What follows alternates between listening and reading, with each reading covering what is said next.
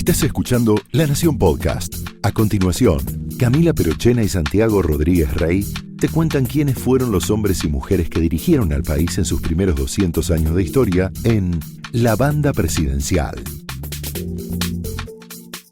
Durante 1989, la situación económica de la Argentina se encaminaba al desastre. La inflación estaba fuera de control, al punto que el propio candidato oficialista pidió la renuncia del ministro de Economía 45 días antes de las elecciones presidenciales. Y si bien las cosas habían avanzado mucho en el plano político e institucional, el recrudecimiento de los alzamientos militares y el intento de copamiento al cuartel de la Tablada indicaban que la casa no estaba del todo en orden. En un país que no vivía una sucesión electoral democrática y sin sospechas de fraude desde 1928, el solo hecho de la elección era un evento en sí mismo. El contexto lo ponía en un lugar de inestabilidad mayor.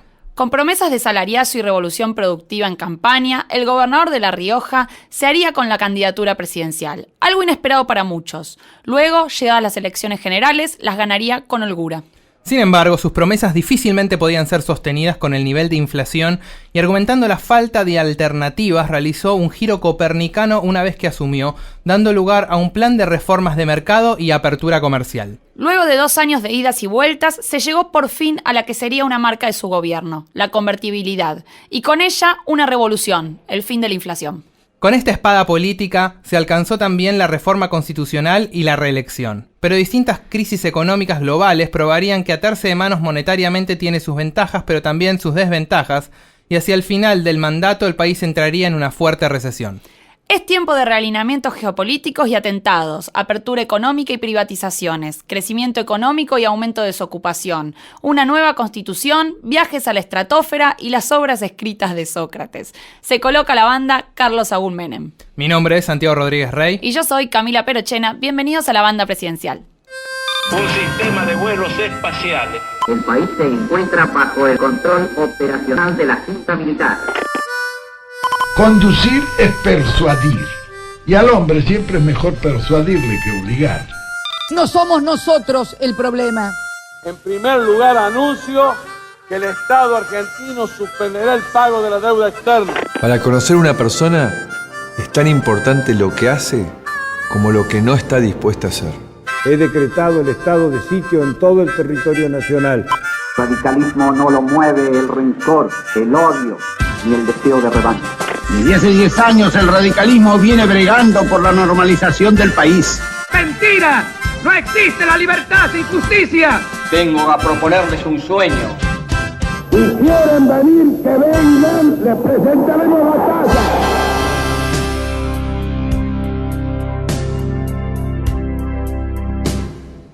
Bienvenidos al episodio 18 de La Banda Presidencial, el podcast de La Nación sobre los presidentes argentinos.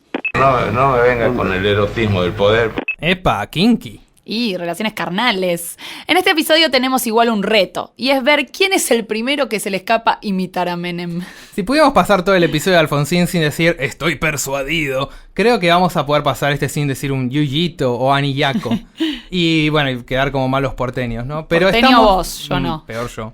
Estamos en los 90. Al menos los dos creo que nos acordamos bastante de esta etapa, y si hay algo que ha caracterizado a Menem es su acento riojano. Bueno, además de ser el primer peronista en ser elegido candidato en elecciones internas de su partido, algo inédito, y... Bueno, ok, lo dije medio figurado lo del acento. Menem guarda muchas características particulares para hacer un podcast. A diferencia del otro personaje vivo al momento de hacerlo, Isabelita, este sí se mantiene activo y presente políticamente. Es senador por su provincia, La Rioja, ocupando la tercera banca, posición que se crearía en la reforma constitucional que impulsó. Ya sin empezar mencionamos internas, elecciones, reelecciones, erotismo... Y tenemos un poco, como pasó con Alfonsín, más cosas de las que vamos a poder cubrir en un solo episodio. Porque hay Guerra Fría, caída del muro, hiperinflaciones, convertibilidades, guerra en el Golfo, atentados terroristas, efectos tequila, vodka, caipirinha. La fiesta de los 90 termina con una resaca recesiva. Pero como el que mucho abarca poco aprieta, empecemos con algo sencillo. Carlos Saúl Menem nació en Anillaco, un pueblo de La Rioja, el 2 de julio de 1930. Es hijo de inmigrantes sirios. En su juventud estudió abogacía en la Universidad de Córdoba y se graduó en 1955. Su carrera en el justicialismo fue larga y se inició desde muy joven. Durante la Revolución Libertadora defendió a presos políticos y estuvo detenido por primera vez. La cárcel va a ser algo recurrente en Menem. Ya en La Rioja fundó la Juventud Peronista y fue asesor legal de la CGT. En 1973 fue electo gobernador de La Rioja, cargo que ejerció hasta ser depuesto en 1976 por la dictadura militar. Estuvo preso en varios lugares durante un periodo de 5 años y confinado en el pueblo de Las Lomitas de Formosa hasta 1981. De estos primeros años de Menem y la visión que tenía de su propio futuro, los personajes que lo influenciaron y el rol de las relaciones familiares, hablamos con Carlos Pañi, periodista y analista político del diario La Nación, pero con orígenes en el gremio de los historiadores. Sí, es de nuestro gremio. Menem había sido ya candidato a presidente en el 75. Antes del golpe, Menem inicia una campaña en un auto donde recorre todo el país como candidato a presidente, siendo gobernador de La Rioja. O sea que él tenía esa idea ya desde antes del golpe del 76.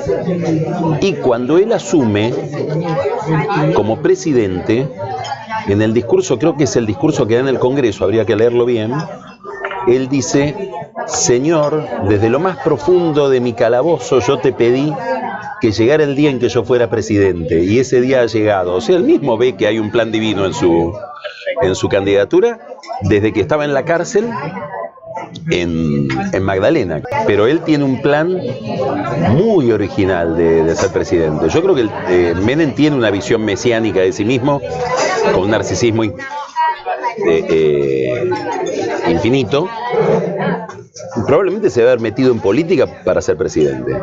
Yo le pregunté una vez a Menem comiendo en Olivos a quién admiraba él, quién era el político que más le había llamado la atención. Y me dice Vicente Sadi, que es por quien él entra a la política.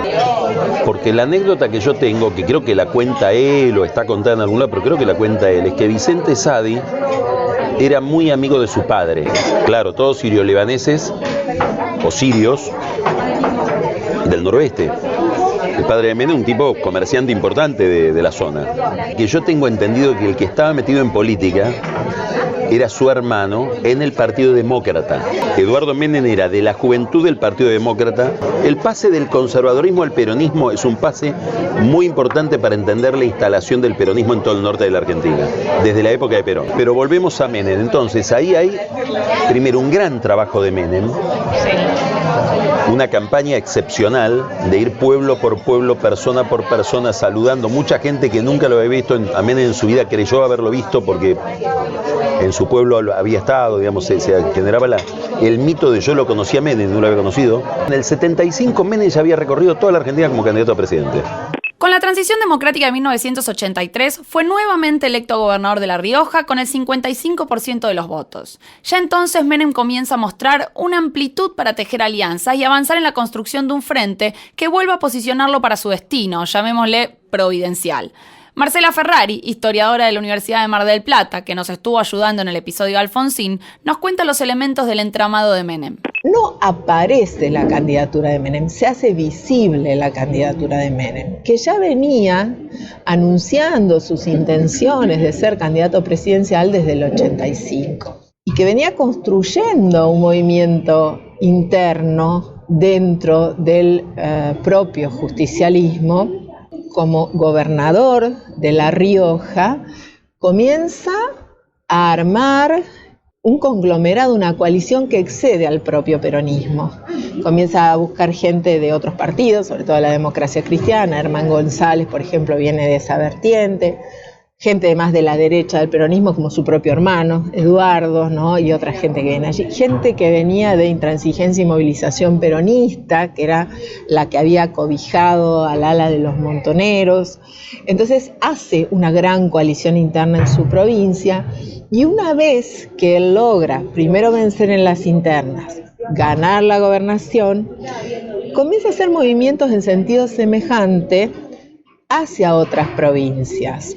Como vimos en el episodio anterior, si bien fue parte de la renovación peronista, comenzó a separarse de Cafiero. El objetivo de Menem era volver a unificar al peronismo y empezó a acercarse a los sectores que habían sido desplazados por la renovación. Recordemos que Menem tenía una gran relación con Vicente Sadi, que controlaba buena parte del ala ortodoxa del partido. Es por esas relaciones que Cafiero lo acusa de rodearse de quienes fueron protagonistas de la derrota de 1983. A esto Menem le respondió, acusando a Cafiero de hacer demasiadas buenas migas con el alfonsinismo y atentar contra la pureza ideológica y doctrinaria del movimiento, diciendo que era la hora de la liberación y de la justicia social. La renovación peronista iba contra la ortodoxia. ¿Qué era la ortodoxia? Saadi. Entonces él tiene un apoyo muy grande por parte de Saadi en la provincia de Buenos Aires. Mera Figueroa era clave. Y bueno, y con Saadi consiguen aprobar una elección directa del voto de los afiliados con el país como distrito único. Eso es lo que le da la llave a Menem. Eso es lo que es pericia, no virtud, no suerte. Más las torpezas de Cafiero. ¿Y cuál fue la torpeza de Cafiero? Cafiero en esa interna entiende que él es inevitable que va a ganar, porque es el hombre que había ganado la provincia de Buenos Aires un año antes, en el 87. Estamos hablando de julio del 88. Como voy a ser el próximo presidente, voy a colaborar. Mientras el otro iba por el costado, salariazo, haciendo una campaña totalmente demagógica, con un apoyo deliberado de los radicales y sobre todo de Nosiglia, que era el ministro del Interior, que pensaban: a Menem le ganamos caminando porque es un mamarracho, el problema nuestro es Cafiero. El 9 de julio de 1988, la fórmula Menem-Duhalde se impuso en las internas del peronismo por sobre la fórmula Cafiero de la Sota. Con la derrota de la Renovación se armó un nuevo entramado de poder dentro del partido que lo tenía a Menem como centro. Menem es el único peronista a lo largo de la historia del peronismo que gana el poder por una interna con voto popular, digamos. El poder político de Menem viene de que antes o eras Perón o te ponía Perón, o te ponía Isabel, y después tráiganme desde Menem hasta acá a alguien que haya salido de esa manera, y no hubo nadie. Porque nunca hubo una interna entre Menem y Duhalde, y nunca hubo una interna entre Kirchner y Duhalde. Nunca más el peronismo, la única vez en su historia que el peronismo dirimió su liderazgo en términos democráticos fue la interna Menem-Cafiero de julio del 88, y esa la gana Menem. Entonces Menem llega a la presidencia con una legitimidad extraordinaria que le permite hacer las cosas que hizo. En el episodio anterior mencionamos los alzamientos militares y focalizamos en el de la Semana Santa del 87. En 1988 hubo otros dos, uno a principio y otro a fin de año. En enero de 1989 se produjo el copamiento del cuartel de la Tablada. Además tenemos la suba del dólar y la aceleración de la inflación. Digo, por si no quedó claro en el episodio pasado, que eran tiempos apremiantes y encima hubo internas en el principal partido y una campaña presidencial. Esto todo junto vino. El discurso de Menem apelaba a los más golpeados por la crisis. En este contexto complicado prometía salariazo y revolución productiva. Recorrió el país realizando lo que llamaba caravanas de la esperanza a bordo del Menemóvil. Sí, el Menemóvil era algo muy chulo, parezco española. Tenía un balcón para que el candidato salga a saludar, salón VIP con televisor, bar, baño. Está mejor que en mi casa el Menemóvil. Por los niños pobres que tienen hambre. Por los niños ricos que tienen tristeza. Por la justicia que hace falta. Por el pan en todas las mesas. Por los jóvenes sin porvenir. Por los viejitos sin presente. Por los hombres de trabajo. Por los sin techo. Por la alegría. Por mañana. Por la esperanza. Por los otros. Por nosotros. Por la tierra. Por la vida. Por amor. Por Argentina. Pero además de los spots de campaña, Menem tenía un estilo muy particular y carismático. Iba a todos los programas de televisión y se involucraba no solo en el mundo político, sino también en el de la farándula y el deporte. Yo pregunto por qué no se puede ser amigo de un actor, de una actriz, de un locutor, de una locutora. Yo los quiero a todos y soy muy amigo. Soy tanguero de alma y soy amigo de todos los que cantan tango. Soy folclorista y soy amigo de todos los que hacen folclore. Estoy en el deporte, juego al fútbol, al básquet, al tenis, corro rally, soy amigo de todos. Esta es mi vida, les vuelvo a repetir. Y no tiene nada de malo que yo me fotografíe con Yuyito González. Ustedes dicen Yuyito, yo digo simplemente Yuyito. O que por ahí en la tapa de una revista también haya salido con Hernando André y Susana Jiménez, en Mar del Plata. ¿Qué tiene de malo? ¿Yo voy a cambiar o voy a dejar de ser lo que soy por eso? Sin exponerse al debate que Angelós reclamaba, en las elecciones de mayo de 1989, la fórmula Menem-Duhalde obtuvo el 48% de los votos. Pero luego de la elección, la situación económica y social no paró de empeorar. Hubo intentos por parte del gobierno de acordar con Menem algunas medidas, pero no prosperaron. Yo creo que Menem pensó en que cuanto peor mejor. y decía yo estoy a disposición para cuando el presidente quiera, yo asumo. Yo ya estoy listo. Tengo mi equipo, cuando él quiera, pero empezó a decirlo en junio. Por eso asumió en julio. Y Alfonsín había perdido el control de todo. Pero el problema empieza antes. El problema empieza cuando Angelós le pide la cabeza de Zurruil. Y ahí se desbarranca todo. Y ahí se empieza una crisis que Alfonsín no controla más. Entre los saqueos a supermercados y la hiperinflación se produjo el traspaso de mando adelantado. El 8 de julio, Carlos Menem se ponía la banda presidencial. Para cuando Menem llegó a la presidencia, la inflación tenía unos 4 dígitos. En 1989 fue del 3000%. Y hay que entender que esto no era solo una diferencia cuantitativa en relación con la inflación de otros periodos, había también una diferencia cualitativa, ya que los mecanismos que se usaban para poder actualizar salarios o inversiones frente a la inflación ya no tenían sentido. Claro, imagínense que para que una paritaria tuviera algún sentido, tenías que hacerla todos los días y hasta 2 veces por día. Hacías una paritaria a la mañana, hacías una paritaria a la noche. Imposible, insostenible. Fue incluso antes de asumir la presidencia que se conoció que lo que bajaba de Anillaco no era un Facundo Quiroga, sino un hombre que venía a dialogar con el mercado. Domingo Cavallo ocuparía la Cancillería y Miguel Ángel Roig del conglomerado económico Bunge y Born el Ministerio de Economía. Bueno, Roig sería encontrado muerto a días de asumir y otro miembro del grupo, Néstor Rapanelli, asumiría en su lugar. Bueno, Cam, encontrado muerto, Roig se murió. ¿Vos decís? Que Menem vio el momento histórico, esta es una virtud enorme de Menem, vio la caída del comunismo, vio el derrumbe del muro de Berlín, en medio de una crisis económica que lo devoraba con hiperinflación, hay que acordarse el primer tramo del gobierno de Menem, si cortáramos la historia del gobierno de Menem en Rapanelli hubiera sido un desastre, pero que el de Alfonsín. En ese contexto mandó las naves al Golfo, digamos, Menem adopta un alineamiento clarísimo desde el primer día, se alía con los Alzogaray y se alinea con los Estados Unidos. Sirve, está viendo el universo Reagan-Thatcher, ¿no? La ola neoconservadora, que se prolonga con Bush, que es el presidente con el que él le toca convivir, Bush padre.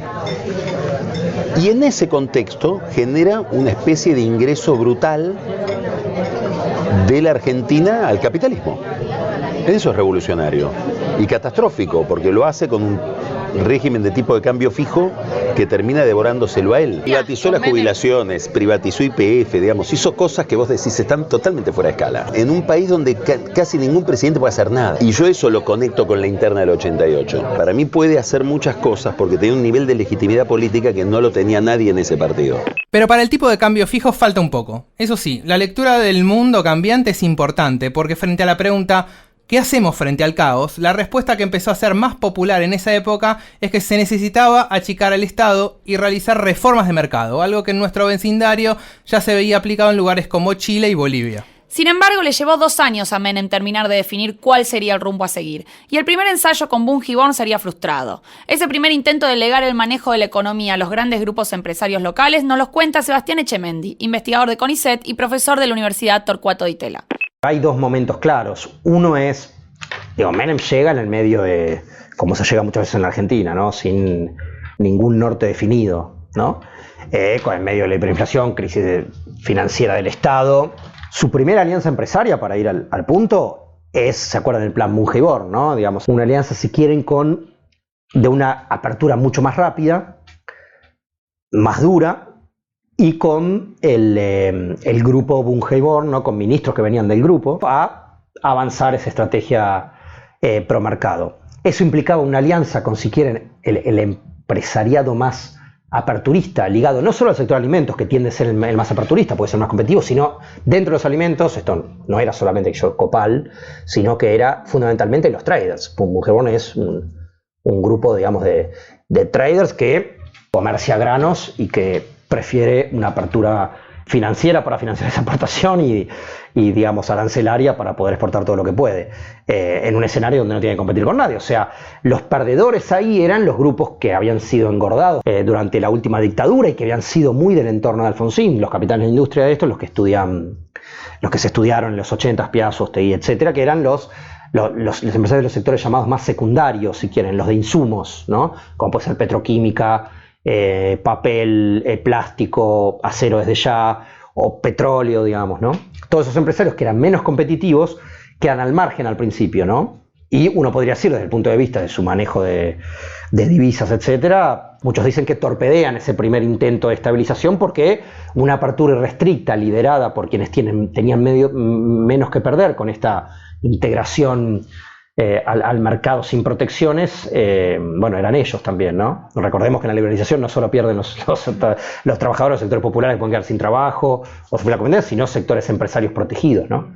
Esos perdían en el primer momento y después ese intento fracasa porque no puede dominar las variables económicas fundamentales. Este lugar que tuvieron los empresarios estaba en sintonía con los discursos que circulaban en la opinión pública, donde se los presentaba como el modelo de éxito en un país que fracasaba en casi todos los frentes.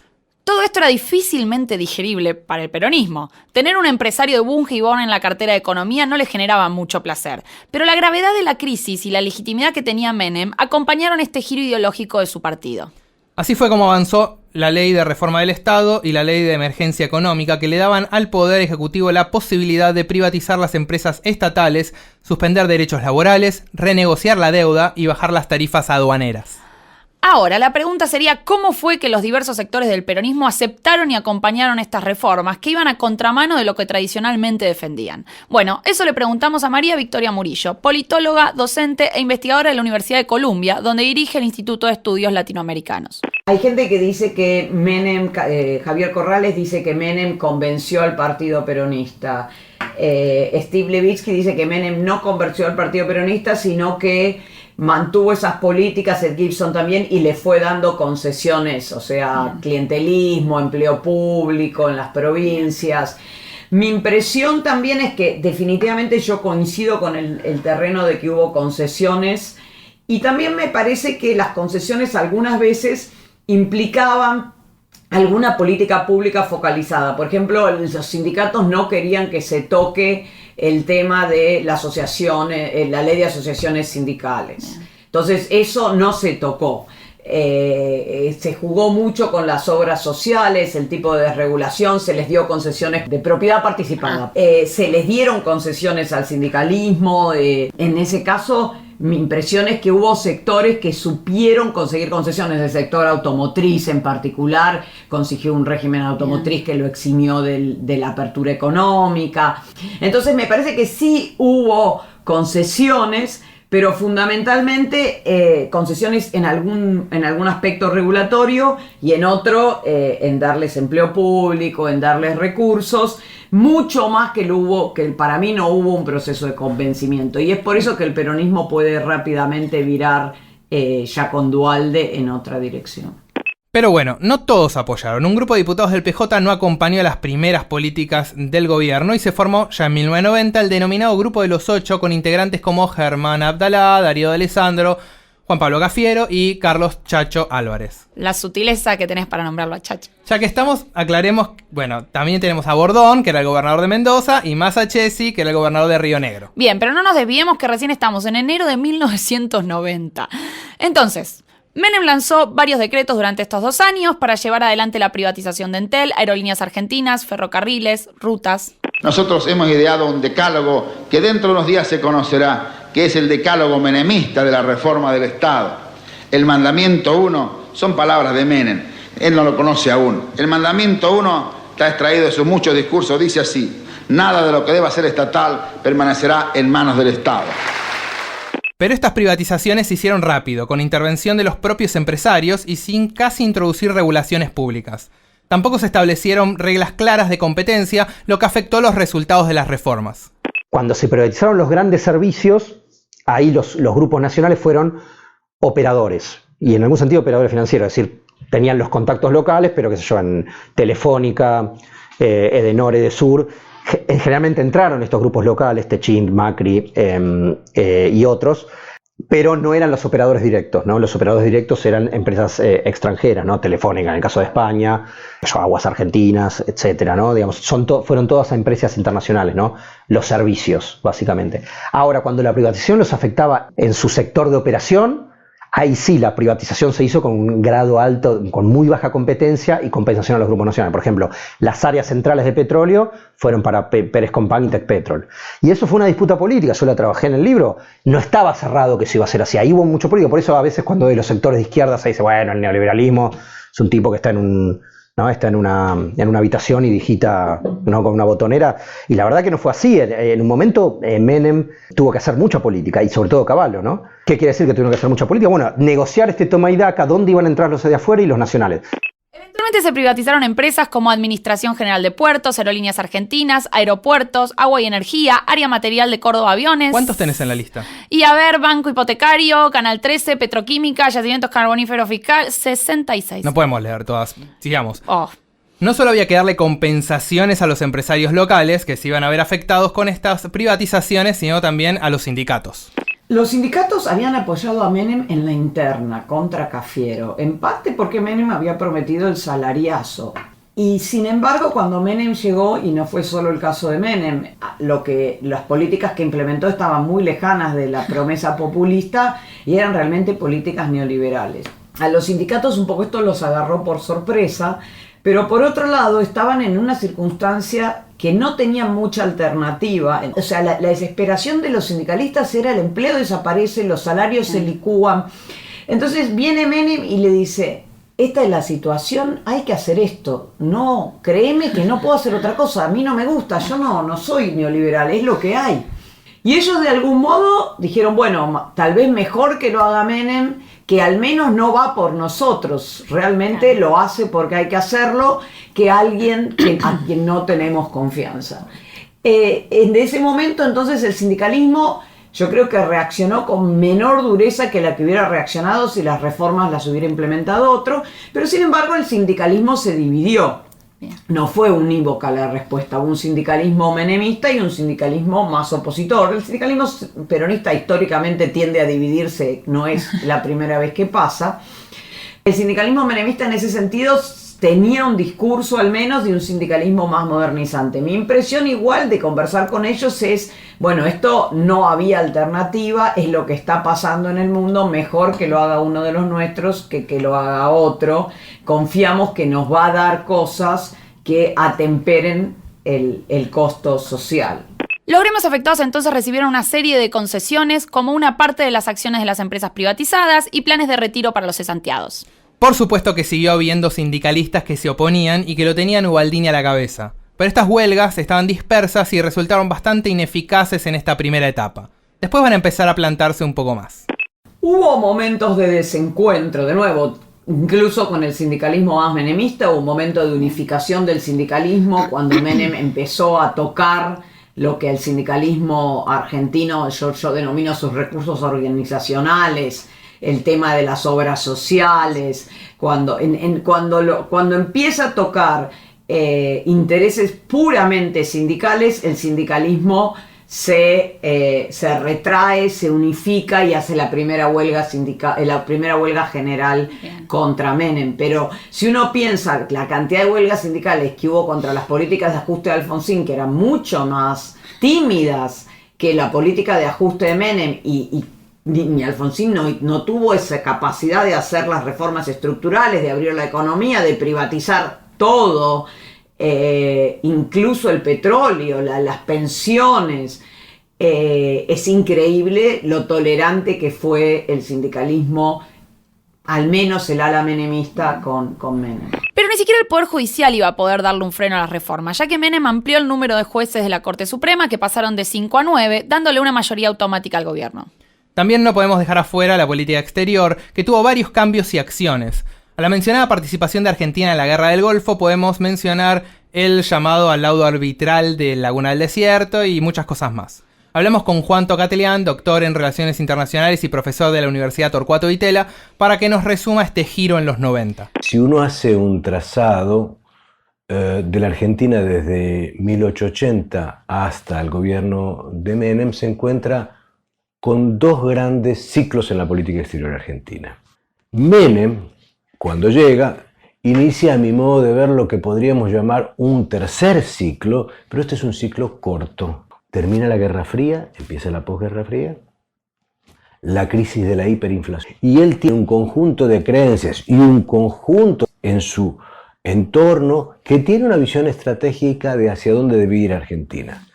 Por lo tanto, sí es un giro, sí es significativo, sí es intenso. El nivel de coincidencia que tuvo Argentina durante su mandato con Estados Unidos y con Occidente en general es inédito, superaba el 75%, mientras tradicionalmente votábamos en un 15 o 20% de coincidencia con Estados Unidos.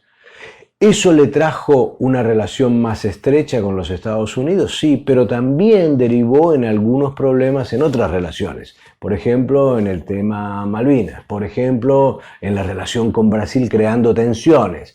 Hay políticas que han quedado y esas son las que yo miraría más. Ejemplo, Mercosur, 1991, también en el 91, el acuerdo de verificación mutua en materia nuclear con Brasil. Este es esencial.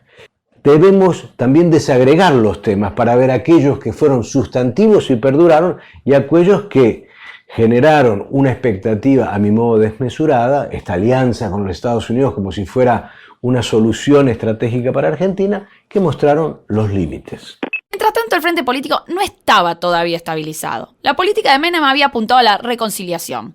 Por eso, a los 2 meses de asumir, había indultado a los detenidos por las rebeliones, a jefes montoneros y a procesados por violaciones a los derechos humanos. Pero Zaineldin y sus seguidores todavía no estaban satisfechos. Les molestaba la reducción territorial del despliegue de las Fuerzas Armadas, que fabricaciones militares estuvieran en la lista de privatizaciones, y las cuestiones de política exterior de las que nos hablaba Tocatlián. Algunos militares veían a Menem como un traidor y como un agente del imperialismo por el envío de naves militares a la Guerra del Golfo. Así fue que el 2 de diciembre de 1990 se inicia el que será el último alzamiento militar. Un grupo de militares, impulsados por Zaineldin, toma, entre otras instalaciones, el edificio Libertador, que se encuentra a metros de la Casa Rosada, básicamente ahí al toque, en diagonal atrás desde Plaza de Mayo. La represión de los insurrectos fue contundente e incluyó 13 muertos, entre ellos civiles, algunos atropellados por un tanque. ¿Cuánto detalle metiste ahí? Días después se completarían los indultos con los correspondientes a los miembros de la Junta y al líder montonero Mario Firmenich. Entonces me parece que él dice, yo tengo la legitimidad del que fue preso.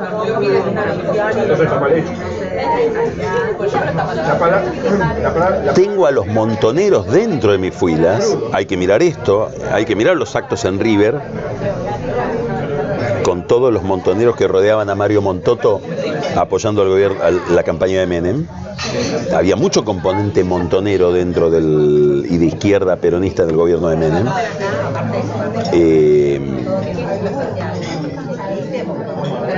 Bueno, la historia, mi concepto del poder me inspira esto y además la historia reciente me lo recomienda o la circunstancia política me lo recomiendan.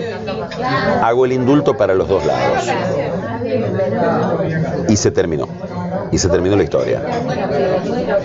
Por lo tanto, el que se levante a partir de ahora, lo paso por las armas, que es Zaineldin. Es el levantamiento del 3 de diciembre del 90. Con Bush acá, que deciden no suspender el viaje. Lo curioso de los indultos, ¿sabés qué es?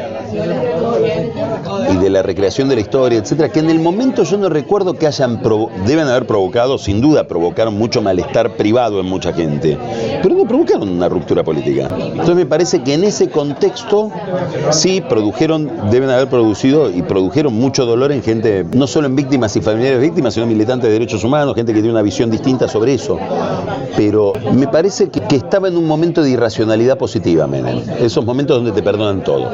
Se clausuró de esta manera la posibilidad de seguir con los juicios y se cerró la transición política que había quedado pendiente. Ahora sí, a por la transición económica. Yo no puedo creer que todavía estamos en 1990 y ya pasaron todas estas cosas y nos faltan un montón más. Sí, estamos en 1990 y el programa económico que había llevado adelante Menem todavía no había logrado detener la inflación ni hacer pie. Los ministros de Bunge y Born fracasaron en las medidas aplicadas y dejaron al gobierno colgando de un hilo. La popularidad de Menem se sostenía casi en su carisma y muchos creyeron que no iba a sobrevivir al poder. Herman González es nombrado ministro de Economía y se profundizan las medidas ortodoxas en la economía. Más privatizaciones, más apertura comercial, más desregulación de la economía.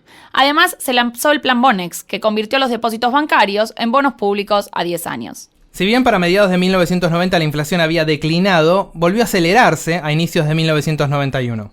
El ministro Herman González fue entonces reemplazado por Cavallo, que terminaría de darle cohesión al plan de estabilización con la ley de convertibilidad. Bueno, la principal medida de la presidencia de Carlos Menem, desde el aspecto de su impacto político, sin lugar a dudas, fue la ley de convertibilidad.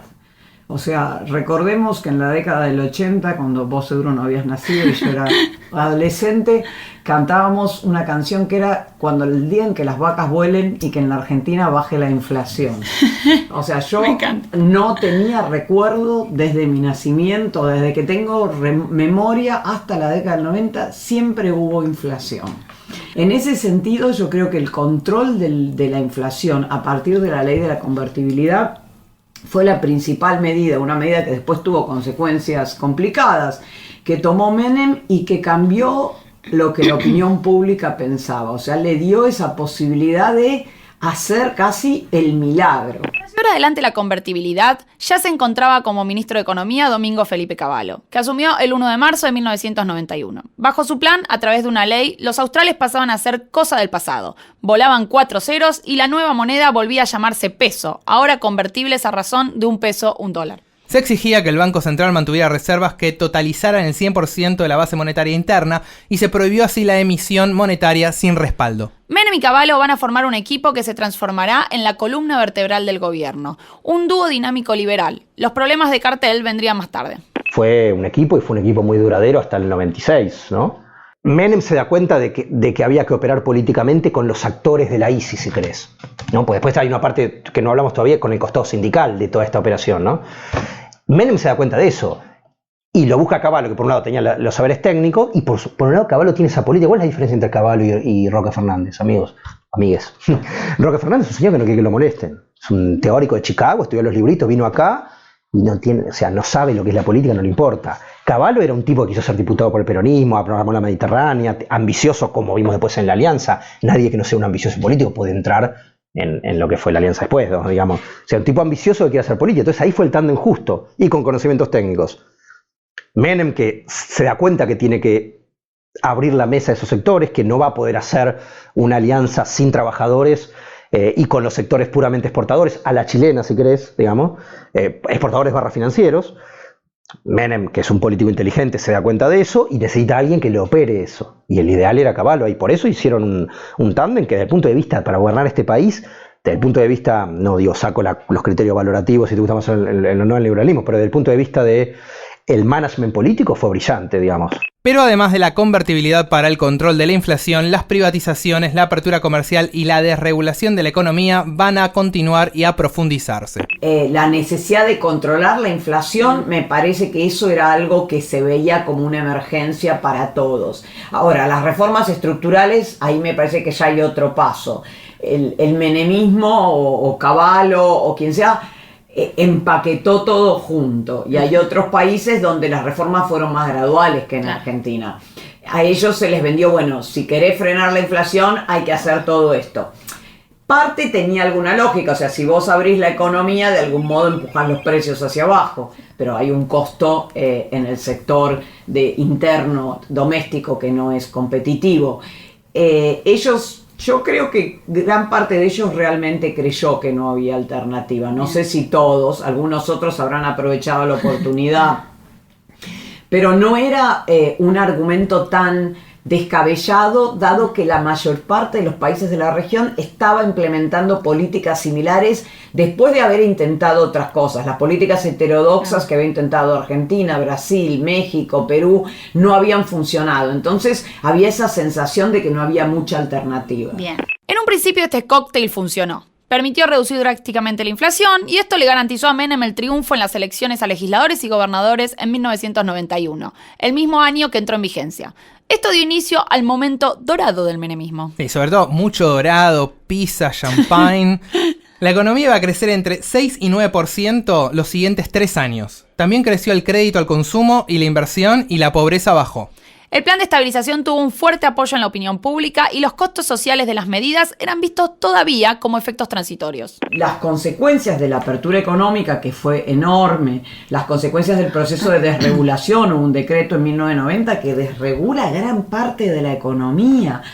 Todas eran más bien focalizadas, o sea, si vos eras un obrero industrial en el sector textil, la probabilidad de que perdieras tu trabajo no era menor, pero la probabilidad de todos los compradores de telas que ahora compraran tela china, el efecto difuso de mucha gente que se beneficiaba un poquito y unos que perdían todo. Hay un dramático cambio de la estructura social en muy poco tiempo, un aumento de la desigualdad muy fuerte. Pero unas políticas económicas que realmente, o sea, la fuerza del gobierno de Menem es enorme. En las elecciones de 1993, al gobierno le fue aún mejor que en las del 91, por lo que se puso en marcha un proyecto que Menem ya venía teniendo en la cabeza, la reforma de la Constitución. Para hacerlo necesitaba 2/3 del Congreso y por ende al radicalismo. Ante la negativa de buena parte del radicalismo de habilitar la reforma, Menem amenazó con convocar a un plebiscito para decidir si se llevaba adelante la reforma. Frente a la posibilidad de perder ese plebiscito, Alfonsín eligió negociar con Menem en lo que se conoce como el Pacto de Olivos, firmado en noviembre del 93. Allí aparecieron una serie de coincidencias básicas, en las que a cambio de aceptar la reelección, Alfonsín pudo introducir algunas medidas en las que ya venía pensando desde hacía tiempo, como por ejemplo la introducción de un jefe de gabinete, la elección presidencial directa con segunda vuelta, la incorporación de un tercer senador por distrito que representara a la minoría, la autonomía para la capital federal, la creación de un consejo de la magistratura y la regulación de la facultad de emitir decretos por necesidad y urgencia. En abril se realizaron las elecciones para la Asamblea Constituyente, que terminó resultando en una asamblea sumamente diversa. Una asamblea constituyente con todas las variantes y matices de la política argentina. Estaba Alzogaray, estaba Eduardo Barcesat, comunista, estaba Aldo Rico, estaba Eduardo Menem, estaba Alfonsín, estaba Graciela Fernández Mejide, estaba Chacho Álvarez, estaba Zaffaroni. Digamos, vos miras todas las variantes de la política argentina en ese momento y estaban representadas en esa constituyente. Yo me acuerdo que vino un eminente constitucionalista europeo, italiano, que era el presidente del Consejo de Venecia, que es la consultora de Derecho Público del Consejo de Europa, se llamaba Antonio Lapérgola, y Lapérgola dice, esto no se ve más en el siglo XX.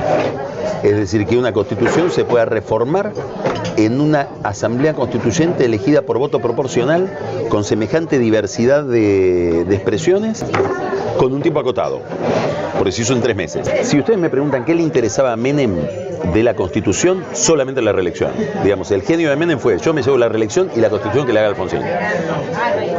Cosa de la que Alfonsín se dio cuenta tarde, porque Alfonsín tenía pánico de que Menem se lo fume. Por eso arman el famoso núcleo de coincidencias básicas, que es medio aberrante. Vos no podías votar algo por separado. Si votabas 7 cosas juntas, que fue la forma que tuvo Alfonsín de dejarlo atado.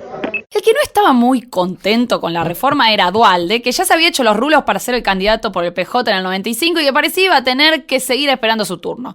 Duhalde había llegado a la vicepresidencia, se había ido en 1991 a gobernar la provincia de Buenos Aires con miras al 95. Esto abrió una enemistad entre los dos que se va a mantener muchos años y que va a tener consecuencias en las elecciones del 2003, como nos va a explicar Pañi en el próximo episodio. Pero bueno, no todas fueron buenas noticias para Menem. 1994 nos traerá constitución nueva, pero también las consecuencias de las reformas de mercado comenzaron a hacerse visibles.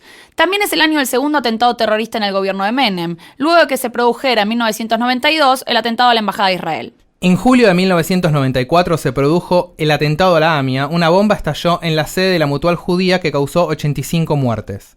Las dificultades para descubrir a los responsables de estos atentados ponen en evidencia otro rasgo oscuro de la presidencia de Menem: la complicidad entre las fuerzas de seguridad e inteligencia y la justicia. Para mí uno de los virus que mete el menemismo en la vida democrática, y eso yo no tengo mucha noción de que existiera antes, creo que no existía, es el vínculo entre servicios de inteligencia y justicia federal. Y había un sistema de pagos a todo tipo de gente, pero sobre todo a jueces, camaristas, etcétera, que se administraba desde la CIDE, desde el Ministerio del Interior. Bueno, eso generó una perversión que dura hasta hoy y es imposible de explicar el problema de la corrupción en la Argentina sin entender eso. Digamos, de cómo hay una selección de jueces y un manejo de los jueces destinado a que la corrupción tenga sanción. No es una casualidad, está previsto que sea así, digamos, está deliberadamente armado para que la corrupción prospere. Y eso se maneja desde un lugar que maneja fondos reservados, sin ningún tipo de control. Bueno, eso nació con Menem. Yo creo que en una primera etapa no existió eso. En la estabilidad se empieza a armar. Y eso dura hasta hoy. No solo que la desviación de los servicios de inteligencia a controlar cuestiones de política interna y sobre todo a controlar la cuestión judicial, no solamente degeneró la justicia, sino que significó una enorme degradación para los servicios de inteligencia, que se demuestra que durante la presidencia de Menem hubo no uno sino 2 atentados internacionales que no los pudieron ver. Y como no los pudieron ver, terminaron siendo, sobre todo la causa de la AMIA, un campo de batalla de guerras de mafias de inteligencia. No estoy diciendo que con Menem se fundó el autoritarismo del Estado, digamos, lo que llama Bobbio el sotogoverno. Pero me parece que hay una peculiaridad en lo de Menem que tiene que ver con la vinculación con la justicia y esta degradación que estoy diciendo, ¿no? Que no ocurría en la época de Alfonsín.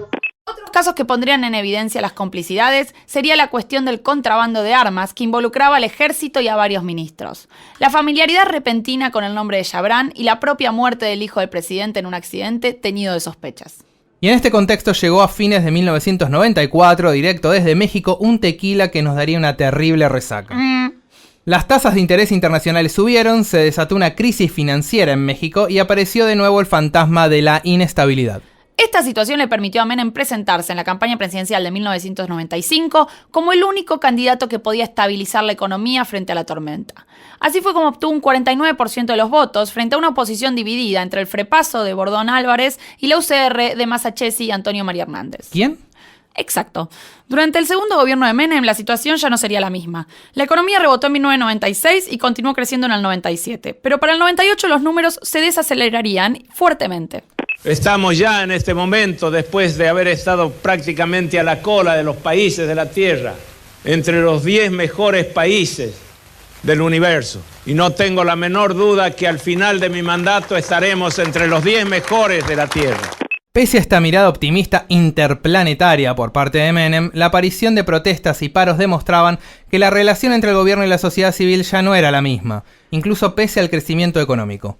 La corrupción aparecía como una de las principales críticas. Todos los hechos de corrupción, los más importantes, la gran corrupción de Menem, desde la primera presidencia. Hay como una leyenda urbana de que la primera presidencia fue la luminosa y la otra fue... No, es al revés. En la segunda se empezaron a cuidar muchísimo. En la primera, todos los escándalos, el Jomagate, los bonos solidarios, los guardapolvo de Bauzá, las coimas a las empresas privatizadas, todo eso es en la primera presidencia.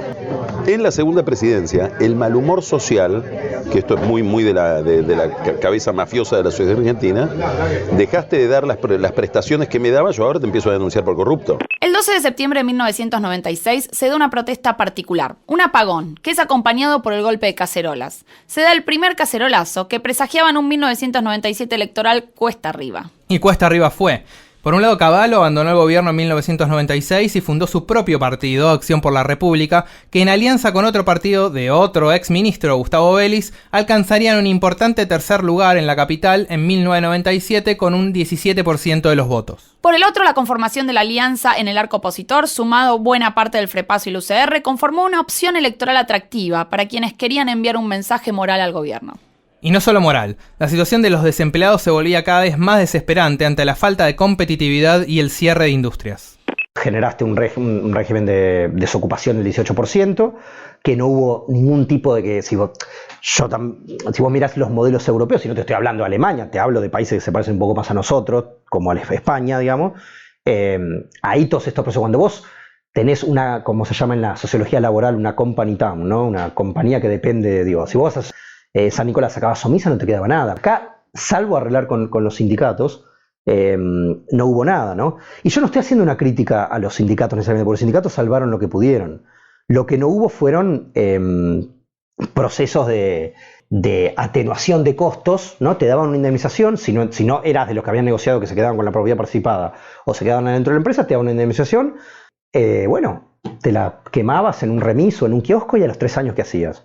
Bueno, esos a los 3 años que estoy mencionando fue el 97 o fue el 98, y entonces pasó que en Cutralcó o pasó que en General Mosconi, en Salta, hay rebeliones de las ciudades que no tienen ningún tipo de capacidad de supervivencia social, ¿no? Y eso es lo que empieza a pasar, y ahí nace el movimiento piquetero, y ahí empieza el Plan Trabajar, que es el primer matafuegos contra esta situación de masivo, digamos, desocupación, ¿no? El matafuegos no iba a alcanzar, no solo por la situación de la desocupación y los movimientos sociales en formación, sino porque tanto la política como la economía le darían la espalda a Menem.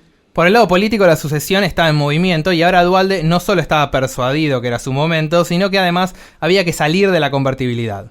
Menem coquetea con la reelección y una interpretación creativa de la Constitución. Él puede no haber hecho todo, pero que hizo mucho nadie puede negarlo. Él no hizo todo, pero que hizo mucho por nuestra Argentina nadie puede negarlo.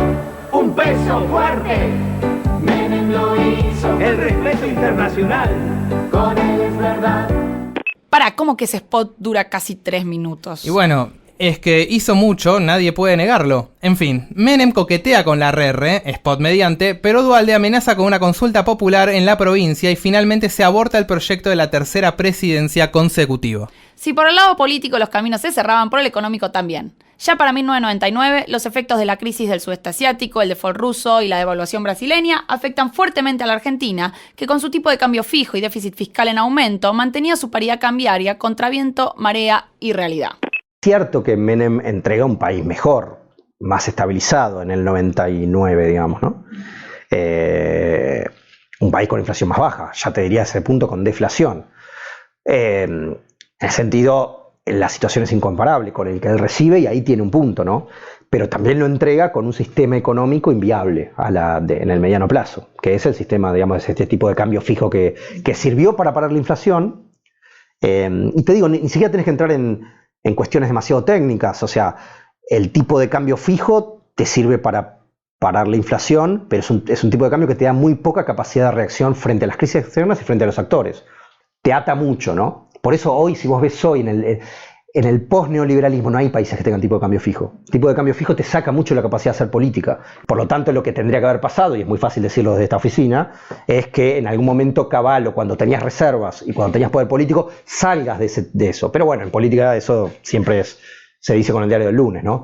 La pospresidencia de Menem incluye, como todo en su vida, farándula y política. Si por un lado tenemos su casamiento con Cecilia Boloco, por otro su paso por la cárcel y la casa de Gostanián.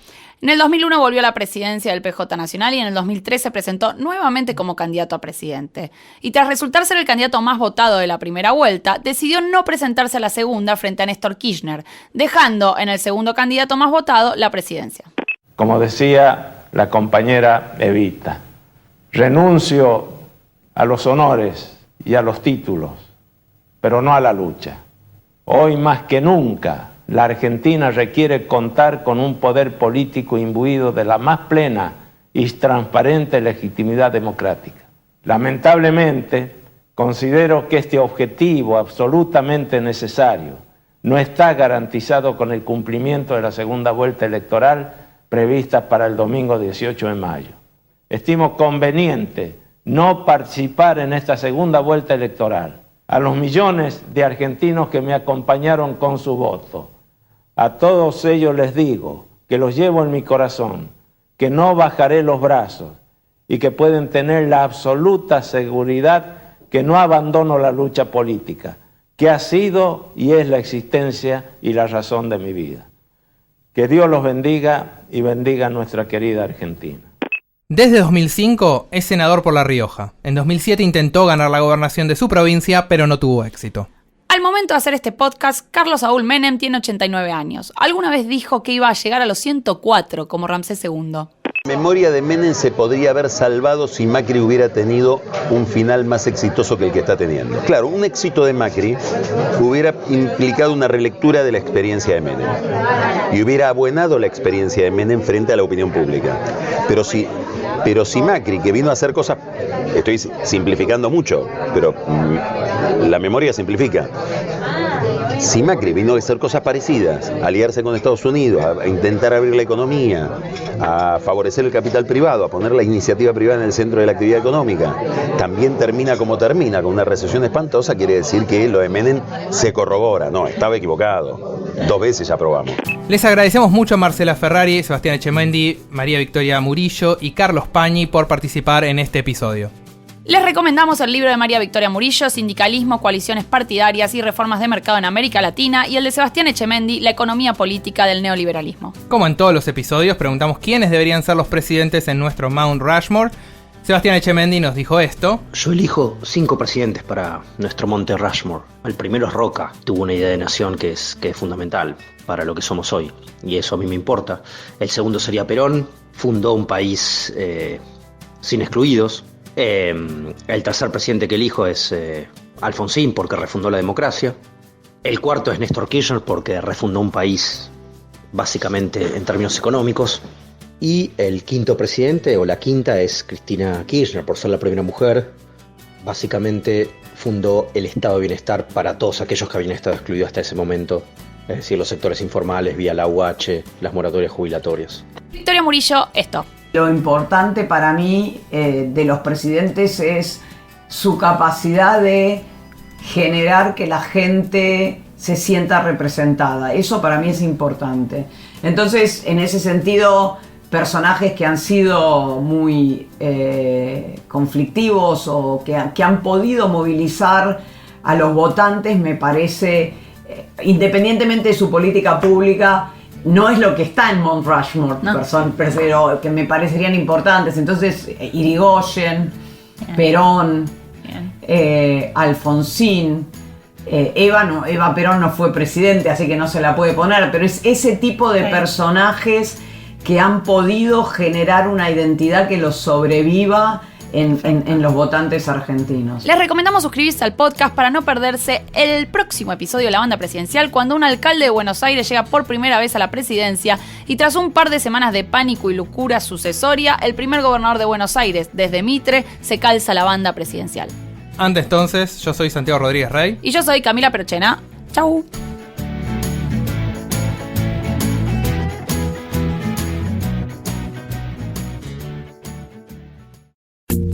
Esto fue La Banda Presidencial, un podcast exclusivo de La Nación. Escucha todos los programas de La Nación Podcast en www.lanacion.com.ar. Suscríbete para no perderte ningún episodio. Estamos en Spotify, Apple Podcast, Google Podcast y en tu reproductor de podcast favorito. Seguí escuchando La Nación Podcast.